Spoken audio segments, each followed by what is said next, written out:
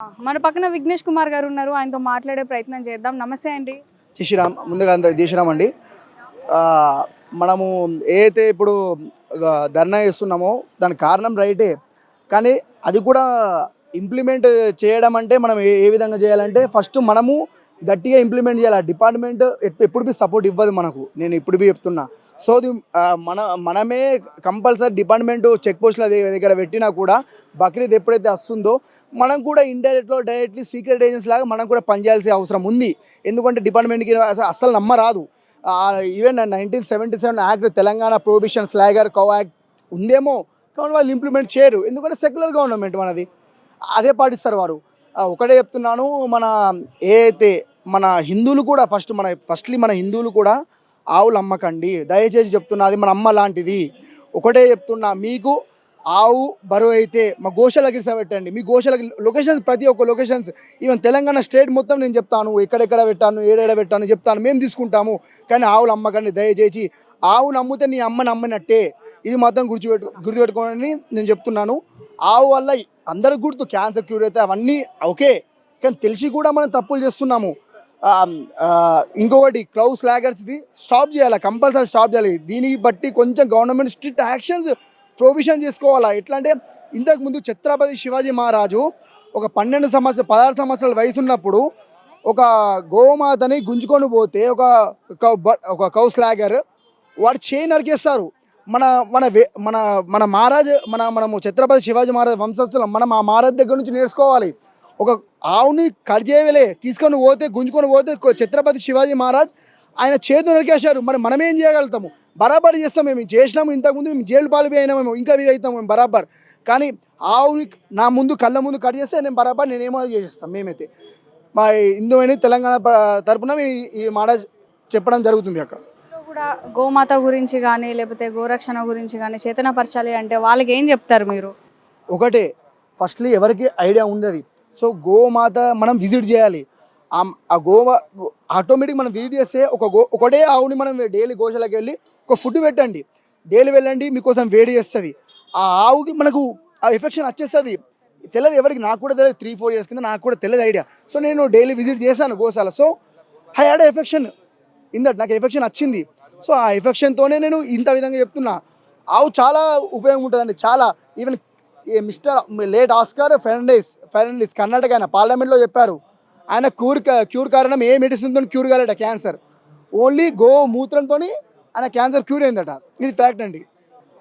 So నేను కూడా చెప్పాలనుకుంటున్నాను, మన డిపార్ట్మెంట్ తెలంగాణ గవర్నమెంట్కి ఒకటే చెప్తాను. తెలంగాణ గవర్నమెంట్ కాదు, మొత్తం ఇండియా లెవెల్ భారతదేశానికి చెప్తున్నది కూడా, గోశాలను ప్రతి ఒక్క ఊరిలలో గోశాల మెయింటైన్ చేయండి. ఏదైతే గో కమిటీ కూడా మెయింటైన్ చేయండి. దానికి మనము మన ధర్మానికి వేదాంతమే చెప్తుంది మన ఆవుని మనం కాపాడాలని ఈ సభాముఖంగా నేను చెప్పుకుంటున్నాను. థ్యాంక్ యూ, ఈ ఆపర్చునిటీ ఇచ్చినందుకు ధన్యవాదాలు. జై శ్రీరామ్. మీ యొక్క ముఖ్య డిమాండ్లు ఏంటి? गौ माता को राष्ट्रमाता घोषित करना हमारा डिमांड है, क्योंकि जो जितने भी गौ हत्या हो रहे, अभी हमारे हिंदू जाग रहे नहीं, क्योंकि जागने के लिए बहुत समय ले रहे. जैसे डेली लाइफ में कितना समय लेते, वैसे ही यहाँ पर भी समय ले रहे. तो हमारी गौ माता में 33 करोड़ 33 मिलियन गौ माता देवी देवता है.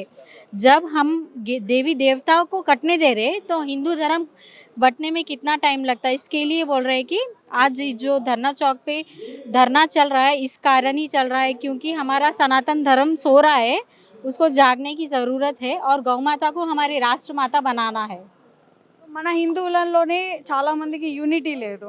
సో మన గోమాతల్ని మనమే అమ్ముకునే రోజులు నడుస్తూ ఉన్నాయి. ఇవన్నీ 2 days బ్యాక్ చూసుకుంటే కరాటే కళ్యాణి గారు డీసీఎంలు కూడా ఆపడం జరిగింది, గోమాతల గురించి ఫైట్ చేయడం జరిగింది.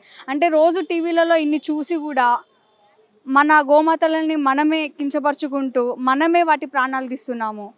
ఏమంటారు? देखो, थोड़े बार एग्ज़ाम हम हर बार देते, ईयरली में 3 times एग्ज़ाम आता है. कभी कम मार्क्स आते हैं, कभी ज़्यादा मार्क्स आते हैं. इसका मतलब ये नहीं कि ना हम लोग गौ माता बचा रहे नहीं, इसमें थोड़ा सा टाइम लगेगा, बट कंपलसरी हम लोग गौ माता राष्ट्रमाता घोषित करेंगे. ఇప్పుడు మీరు ఇక్కడ ఇంత పెద్ద ధర్నా చేపడుతున్నారు కాబట్టి ఒకవేళ గోరక్ష చట్టం అమల్లోకి రాకపోతే ప్రభుత్వం పైన మీరు ఎలాంటి ఒత్తిడి కార్యాచరణ చేపడతారు? हम लोग तो सेंट्रल में मोदी जी से रिक्वेस्ट करेंगे और हमारे योगी जी तो है बुलडोज़र, उनको तो एक्शन लेना ही लेना है। क्यों बोले तो मोदी जी के बाद में नेक्स्ट योगी जी है, जो हमारे लिए ये जो यूथ है, यूथ के लिए खड़े रहने के लिए, हाथ से हाथ कंधा में मिलाने के लिए हमारे योगी जी पहले तैयार है। अगर कोई मारे तो पलटा के दो मारना चाहिए। इसका मतलब ये नहीं कि वो, आप लोग लास्ट इंटरव्यू में भी देखे होंगे, एक कोई मार रहा है तो मार खाने की ज़रूरत नहीं है, वापस पलटा के दो मारना कि वो दूसरी बार मार ना सके। इसलिए हमारे हिंदुओं को जागने की ज़रूरत है। और आप लोग सब देख सकते हैं, कहीं पर भी मुस्लिम्स का फाइट होता है, वो लोग एकदम से यूनिटी आ जाते, वो जान ना पहचान तो मेरा मेहमान बन जाते, हाँ हमारा मुस्लिम भाई है बोलकर। वैसे ही हमारे हिंदुओं में भी ये यूनिटी बताना चाहिए कि अरे भाई हमारा फलाना हिंदू है वहाँ पर, तो हमारे हिंदुओं को इकट्ठा होना चाहिए। ये हमारी वीकनेस है हिंदुओं में, अरे जान दो हमारे क्या करना है, वो कर ले रहे होंगे, उनका होना हमारे को मतलब नहीं है। ये हमारा हिंदुओं का मेन वीक पॉइंट है। फाइनली क्या बोल सकते हैं आप? हम फाइनल ये बोलना चाह रहे हैं, सभी हिंदुओं को जागना चाहिए, क्योंकि हमारी गौ माता है, सो उनको बचाना चाहिए। और जो लोग मुस्लिम्स ये गौ माता नंदी महाराज को काटते हैं, वो लोग ही उनका घी नहीं खाते, हम लोग घी खाते। उनका मूत्र जो है, मूत्र हमारे घर में शुद्ध करने के लिए करते हैं। सो वो लोगों को उनका घी नहीं पचे जाता, तो हमारी गौ माता को कैसे पचाने दे रहे हैं हम लोग, डाइजेस्ट कैसे ही होने दे रहे। अगर उनकी लड़की को कुछ हो जाए तो पूरी यूनिटी के साथ में आ जाते, उनकी माँ को गाली दे दिए तो उनके फूफा जान, अम्मा जान, बाबा जान सब आ जाते। तो हमारे हिंदू, हमारी माता को जब इतना सब हो रहा है तो क्यों नहीं आ रहे हिंदू? अभी हमारे हिंदुओं का ये काम है, अधिक से अधिक संख्या में बाहर निकलिए और निकल कर देखिए क्या हो रहा है। डेली रूटीन लाइफ तो सभी को है, ऑफिस जाना, घर आना, बच्चे संभालना, पर थोड़ा सा 1-2 घंटे हमारे हिंदू समाज के लिए दीजिए। जो हम 2 घंटे डेली 2 आवर्स जो ये रील स्क्रॉल होता है, टाइम वेस्ट करते हैं, वो नहीं करके 2 आवर्स हमारे धर्म के लिए दीजिए, तो बहुत बेनिफिट होगा। और ये एक लव जिहाद बहुत ज़्यादा हो रहा है, हिंदू गर्ल्स बहुत टारगेट हो रहे हैं, तो हमारे हिंदू गर्ल्स को भी ये समझाना चाह रहे हैं, बी केयरफुल। क्यों बोले तो वो टारगेट किसी को भी कर सकते हैं, मैरिड हो दो, अनमैरिड हो दो, विडो हो दो, वो लोगों को टारगेट क्या है, हिंदू लड़की को टारगेट करना, लव जिहाद केस में फंसाना। सोशल मीडिया बहुत बड़ा प्लेटफॉर्म है, इस चीज़ को सही तरह से उपयोग कीजिए, क्योंकि इस चीज़ से, सोशल मीडिया से एक स्टेज पे बहुत हाई भी पहुंच सकते हैं, एक स्टेज पर बहुत डाउन भी पहुंच सकते हैं। तो इस चीज़ का बहुत కేర్ఫుల్లీ యూస్ కీజిए। నైనమ్మల తాతలు చెప్పేవాళ్ళు ఏం తులసిని నీళ్ళు ఎందుకు పోస్తారంటే తులసి చెట్టు గురించి కానివ్వండి ఏదైనా అలా సరే వదిలేసండి అది లేదు కనీసం ఇంట్లో తల్లిదండ్రులు ఒక గంట కూర్చొని వాళ్ళు చెప్పాలి వీక్లీ 1 టైం గుడికి వెళ్ళాలి అది చేయాలి మా అమ్మాయిలు ఎవరితో తిరుగుతున్నారు ఏం ఊర్లో వాళ్ళకి దయచేసి ఊర్లలో అమ్మాయిలకి పట్నంకి పంపించకండి పంపించినా మీరు వచ్చేసేయండి ఎందుకంటే హాస్టళ్ళల్లో పెడుతున్నారు దానివల్ల వాళ్ళు ఇప్పుడు ఒక పిల్లోడు ఉన్నాడు మస్జిద్లో వాళ్ళకి ఏం చెప్తున్నారు 7,000 ఇస్తాము మీరు 7,000 10,000 ఇస్తాము మీరు ఆ అమ్మాయిని తిప్పండి ఆ అమ్మాయి మీద ఖర్చు పెట్టండి ఏమన్నా చేయండి కానీ అమ్మాయిని బుట్టలో వేయండి లవ్ జిహాద్ చేయండి అమ్మాయి మన 7 తరాల అమ్మాయి వెళ్ళిపోతుంది వాళ్ళ 7 తరాల అమ్మాయి వచ్చేస్తుంది అమ్మ చెప్పినట్టు పెళ్ళైన వాళ్ళు కానివ్వండి వాళ్ళు 7 మంది పిల్లలని పెళ్ళిళ్ళు చేసుకునే దాంట్లో వాళ్ళు ఉన్నారు కాబట్టి వాళ్ళు ఎంతమందినైనా పెళ్లి చేసుకుంటారు ఎంతమంది అయినా కంటారు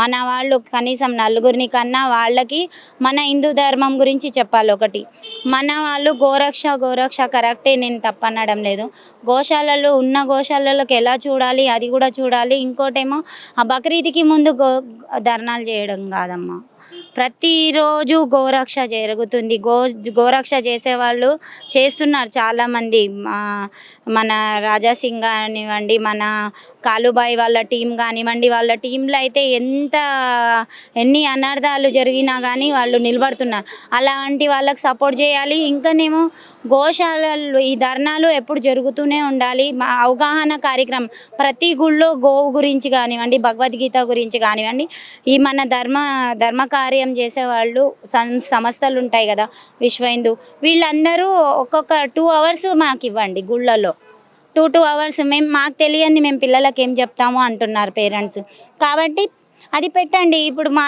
బొరబండ సైడ్ 3లో ఏం చేస్తున్నారు, వ్యాన్స్ వస్తున్నాయి, ఆటో ట్రాలీలు వస్తున్నాయి. ట్రాలీలు ఈ సమ్మర్ క్యాంప్లో పిల్లలని వేసుకొని వెళ్ళిపోతున్నారు. ఎందుకు? చర్చిలో మార్నింగ్ 5 o'clock నుండి 10 o'clock నుండి సాయంత్రం 5 వరకు.